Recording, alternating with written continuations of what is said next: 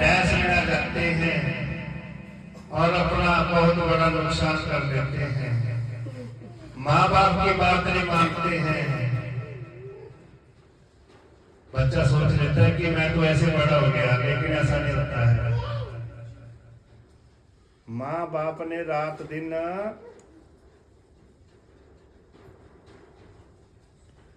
बहुत कष्ट सहे, तब औलाद बड़ी होती है। माँ रत्नों के घर में तो भगवान आए थे, लेकिन वो पहचान नहीं सकी। बोलिए सच्चे दरबार की जय। वो लोगों के बहकावे में आ गई कि रत्नों, तूने जो बालक रखा है वो सारा दिन आंखें बंद करके पता नहीं किसको याद करता है, किसका भजन करता है। तेरी गौओं ने तो जो है जिम्मेदारों की सारी फसलें उजाड़ दी, बर्बाद कर दी, हरी भरी फसलें। हम तो बर्बाद हो गए।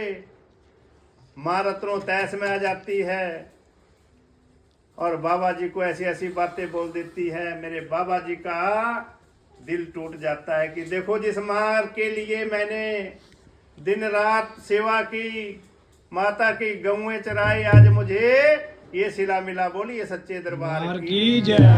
दरबार की जय। बाबा जी ने भोलेनाथ को याद किया। हे भोलेनाथ, हे मेरे इष्ट देव, आज बच्चे की लाज तेरे हाथ में है। तो भोलेनाथ जी बाबा जी की बात को सुनते हैं कि मेरे बालक के ऊपर आज बहुत बड़ा कष्ट आ गया। कहते हैं कि भोलेनाथ ने आशीर्वाद दिया, गुरु दत्तात्रेय जी ने बाबा जी को आशीर्वाद दिया। बाबा जी ने बड़ वृक्ष के बीच से माँ रत्नों को 12 साल की लस्सी रोटी ऐसे दिखा दी, तह की तह रखी हुई थी। और लस्सी जो है बाबा जी ने चिमटा मारा, तलाई के अंदर लस्सी की छाछ की जो है धाराएं बहने होगी। बोलिए सच्चे दरबार की जय। ये है मेरे बाबा जी की कृपा। और वो जिम्मेदार जो माँ रत्नों को सच्ची झूठी बातें बोल के फुसला रहे थे, उनकी आंखें खड़ी की खड़ी रह गई। तो कोई चमत्कारी है, ये कोई भगवान का रूप है, हमने बहुत बड़ी गलती कर दी। और बाबा जी ने माँ रत्नों के आगे हाथ जोड़ के, माँ मेरा तेरा यहीं तक की संबंध था, मेरा उद्धार पूरा हो गया। मैंने 12 घड़ियां तेरे घर में रात बिताई थी और उस वक्त तो माँ धर्मो थी, और आज तो माँ रत्नों जो है एक कहते हैं लोहार के घर में तूने जन्म लिया, और मुझे 12 घड़ियां का हिसाब देना था। और 12 घड़ियां के बजाय भोलेनाथ ने मुझे सजा लगाई कि 12 साल तू माँ रत्नों की गौएं चराएगा। और कलयुग के अंदर ऐसी हाहाकार मचेगी, लोग जो है त्राही त्राहिम करेंगे, पापी जो है पाप बढ़ जाएगा, और भक्त तेरे दरबार में आएंगे, तेरी झोली से लाखों भक्त तर जाएंगे, को झोली कभी खाली नहीं होगी। वरदान दिया था भोलेनाथ ने मेरे बाबा जी को। बोलिए सच्चे दरबार की जय। तो कहते हैं जो भी मेरे बाबा जी के दरबार में जाता है, देर वाले हो जाती है लेकिन वो निराश नहीं भेजते हैं। बोलिए सच्चे दरबार की जय। तो बाबा जी जो इस दरबार में संगत बैठी है, ये मैंने नहीं बुलाई है, मेरे बाबा जी ने बुलाया आपको। इसमें भी कोई बुलाई है। आप जो तप कर रहे हैं, यहाँ चौकियां भर रहे हैं, शायद इस जन्म ने मिले तो अगला जन्म जो है हमारा और आपका बहुत बढ़िया होगा। बाबा जी हमें अंग संग रखेंगे और आपको भी, और हम और आप तर जाएंगे। ये मैं वादा करता हूँ कि मेरा बाबा जी किसी का उधार नहीं रखते हैं। इस जन्म में भी झोलियां भरेंगे, आने वाले जन्म में भी हम तर जाएंगे। बोलिए सच्चे दरबार की बाबा पौणारी तेरी सदा जय कर रत्नों दे पालीदा, जय कर शिवा दे पालीदा। भजनों मेरे बाबा जी कहते हैं कि इंसान अगर तू अपने अहंकार को निकाल देगा, मेरे चरणों में चित्त लगा लेगा, तो मैं तुझे संसार से अलग कर दूंगा, एक हीरा बना दूंगा,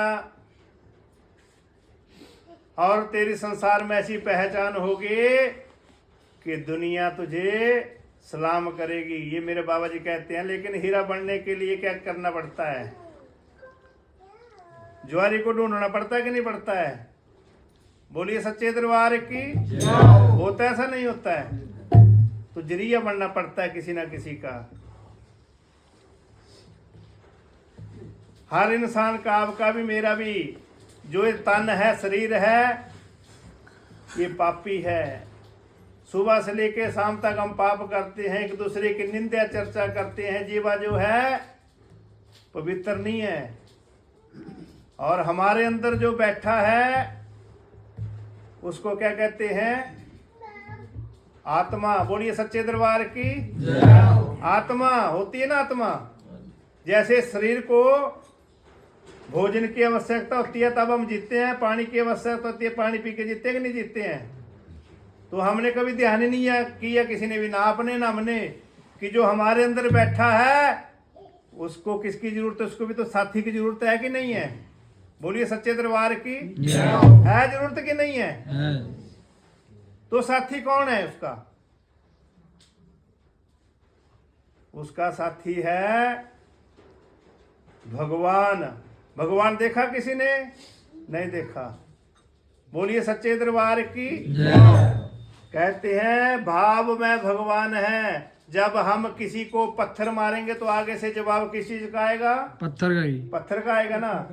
अगर हम किसी के आगे ऐसे हाथ जोड़ेंगे, जी करेंगे, तो आगे से भी जी होगी। बोलिए सच्चे दरबार की। जिसने जी करना सीख ली उसने संसार को जीत लिया। बोलिए सच्चे दरबार की जय। तो ये आत्मा किस चीज की, इसको किस चीज की जरूरत है? खुराक की। ये जो हम सत्संग करते हैं, भजन करते हैं, कीर्तन करते हैं, नाम जपते हैं, तो प्रभु का मिलन हो जाता है और आत्मा और परमात्मा का मिलन हो जाता है। ये स्वाद जो होता है ना खाने का, जी बता कि अंदर जाके सब क्या बन जाता है? नरक बनता है। बोलिए सच्चे दरबार की जय। दरबार की जय। दरबार की जय। तो आज हम एक ऐसा भजन गाएंगे, सबने ऐसा महसूस करना कि प्रभु हम आपके चरणों में ही बैठे हैं, हम आपके चरणों में बैठे हैं। आप नैया लेके आएंगे, खुद मलाह बन के आएंगे और हमारी नैया को पार लगाएंगे। कैसे बोलना है सबने? डूगी डूगी नदी